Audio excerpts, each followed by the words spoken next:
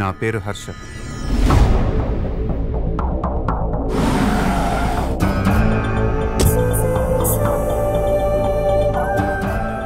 నా దగ్గర లేనిది లేదంటుంటారు, కానీ నాకు కావాల్సింది ఇంకేదో ఉంది. దానికోసం ఎంత దూరమైనా వెళ్ళాలనిపిస్తుంటుంది.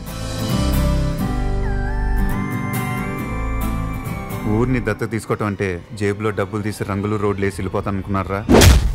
వీడిని వాడిని వాడిని వాడిని వీళ్ళందరినీ, నిన్ను మొత్తాన్ని దత్తత తీసుకున్నా.